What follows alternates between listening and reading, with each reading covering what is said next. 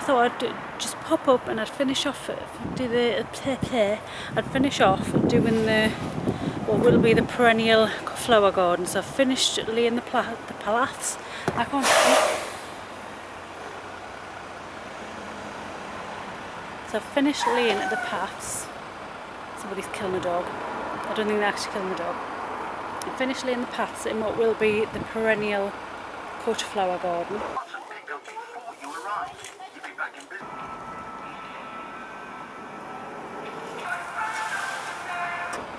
And the idea is to have some designated beds. I'll have like cut flowers at the front, and we'll have some small raspberries, some blueberries. I want to put some cherries, some peaches in there as well. I've done that today. I've also been trying to work my way backwards, sorting out these weeds, because we did put some gravel down on one of the paths. I'll show you. And obviously the weeds, being weeds, have just kind of found their way up through the sides of the path. So I've used weed killer, which I didn't really want to do, but I thought it's not really anywhere near anything I'm growing, so I've just sprayed it on the ends, and I'll sorry, on the edges of the path, and I'll come back and have a look, see how that's doing in another couple of days. And I've also, this is like a third planting of peas. I just thought I'd take a chance. So if you're watching this, and I'll probably put the title like, I don't know, what do you think I should put the title for this video? Something catchy like hold on, I'll get back to you anyway. So I was thinking of like just taking a chance when I got the peas. So I went to, I think it was Home Bargains or B&M, and they were selling a load of their seeds off like half price. So I thought I'd get some more peas and I'd just plant them out. And I've just spotted the tag actually. So they are Hurst green shaft. So they are Hurst green shaft, and I thought I'd just put them straight in the ground. I didn't pre-sprout them. I didn't do them in pots, I just put them straight in. And the reason I thought they would work is because obviously they like cooler weather, and as you know, the weather's starting to get cooler now. So I thought I'd chance it, rather than doing it spring into summer, I'll do it like the back end of summer into autumn. And they seem to be doing really well, but the only problem is I haven't got any support for them. So I've just had to kind of make a makeshift little pea support for them to climb up, because they're just kind of just getting stood on. Honestly, I can't speak. I've got an ear infection, so all I can hear is, do you know when you're underwater? It feels like that at the minute. So that's all it feels like. I don't even know if I'm talking loud enough. Anyway, that's what I've been doing today. So we went to go swimming. I'd booked it because we have to pre-book it. So where we live, we're quite lucky. We've got like 3 swimming baths, but the one that the kids love going to is called Prudder Water World. So you've got to pre-book it online. I did all that last night, and then I woke up this morning and my ear's just really bad, and I thought I can't go swimming because it's just going to make it worse. So got them ready. Jamie, obviously the other half, he was going to take them in. We got everything ready, went to get in the car, got there and realised that we'd left the bag with all the swimming stuff in. So we had the usual argument, no, it's your fault, no, it's your fault. So we decided it is Jamie's fault. It's always Jamie's fault, it's not my fault. So we went in, and we had to buy new swimming trunks for Daniel and for Jamie, my other half. James already had his on, but we forgot the towels as well. But bless them, they went out the back and they had like a stash of towels, so they lent me some towels to use, luckily. So they did that while I went and did a bit of shopping. But that's what we've been doing today, and I thought, you know what, we got back for like lunchtime, and I thought I've got loads of time, so I thought I'd pop up. So I've been up for about 2 hours, I think. I don't even know what time it is, but I'm assuming it's about 2 hours. So I thought I'd just finish the paths there. I've done that, and I've dug up some more beetroot, because we had another plant of beetroot. Again, you're watching this thing and God, she's got her shit together, but I have not. It's all just chance. So I'm just like kind of thinking, well, you know, I've got all these seeds, I'll chance it. And I try to do like a planting calendar, and it has kind of worked out, if I'm honest.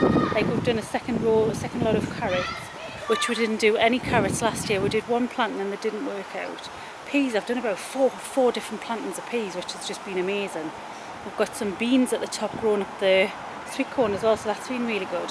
But yeah, it's all about just, I think, just taking a chance, because really the weather has been all over the place this year. So I wouldn't even go by what the weather's supposed to be like this time of year. I just know that it's been all over the place, and I've just thought, well, you know, I mean, the worst that can happen is I'm going to waste a few seeds. But the peas look like they're doing really well, so I'm going to try and support them a bit. I'm going to try and interweave them. I've put, like, I'll show you. It's like, it's old, what I got off Jimmy, it's just greenhouse, like staging, I think. And I've just took this wire mesh off. And all I'm going to do is I'm going to just try and encourage them to grow up rather than along my path. And then I'll just see if I can add something else further up, because at the minute that's all I've got. I couldn't find any string anywhere, so I'm just using what I've got at the minute. And I did try netting, but that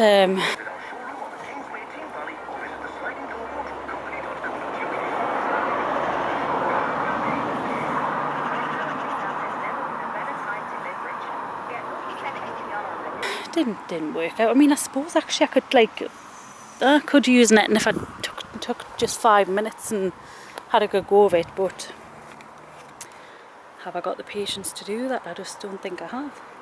So I think that's what we're going to do now for that. And obviously we did all that the other day. My dad's just rotivated. I'll show you what he's done actually. He's put some more. See, I thought, he's used all my membrane up and he's put it under here. And basically I wanted to plant things in here. But what he's done is he's used the membrane and just covered it with wood chip. And you know what? I quite like it. I really like it. So I think I might just put some raised beds on there, because how neat and tidy does that look? And to be honest, the soil up this end, up here, and down there where we're doing it is just really rubbish. It's full of, basically the history of this allotment is when they were first building all of these houses, like all of these around here, they needed somewhere to store the building material, and this is where they stored it. So this is where I believe it was the council who built the houses, this is where they stored all the building material, and it was just asphalt underneath.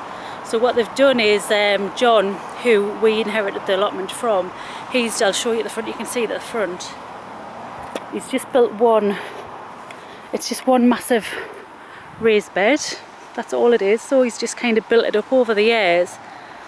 So underneath here, not very far, like literally probably about 2 foot down, you're looking at just concrete asphalt underneath.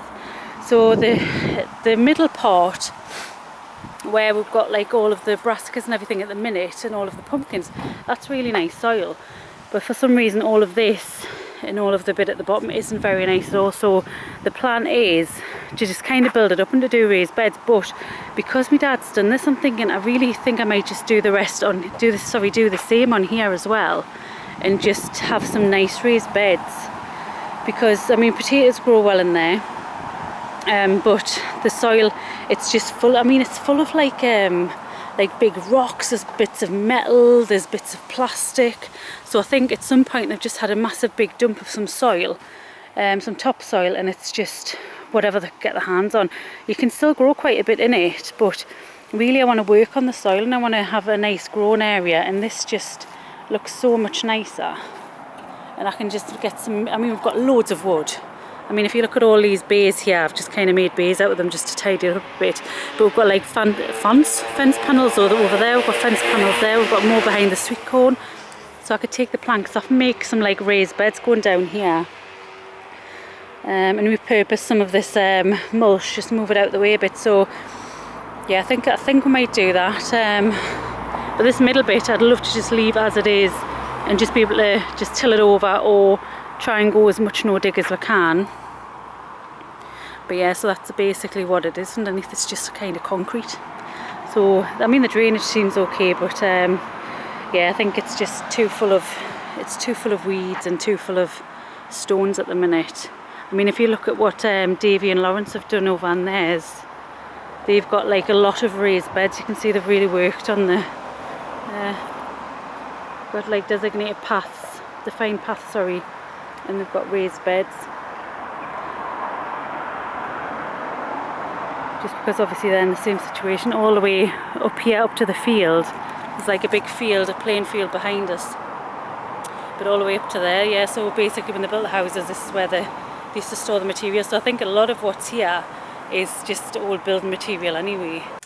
I've just picked loads of green tomatoes off one of the San Marzano at the top. Well, there's 6 San Marzano plants at the top.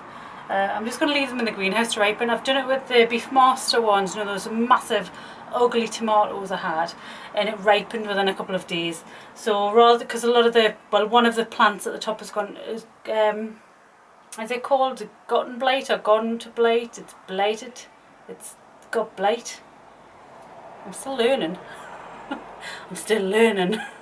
But anyway, it's got blight. So I've just chopped all these off. They look absolutely fine. So I'm going to leave them in the greenhouse, let them ripen. We've got some more tomatoes at the front, and I don't know whether I just chop them off now before it hits, because I think everyone's complaining of blight at the minute. So it's going to happen.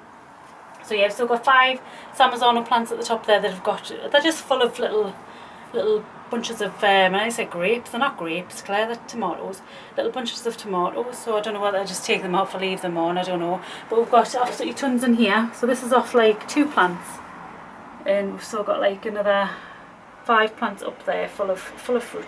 But look, you can see here, I don't know if that's a turning red or if that's blight, I don't know.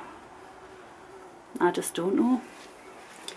But this is what I'm doing, I'm learning, and I'm loving it. Right, I'm going to go now, because I've been here for too long, and I've tried to do this take so many times, and I just need to sign off. If you like the video, please just give it a thumbs up. If you haven't subscribed, think about it, and I will see you on the next video. I think that'll do, donkey.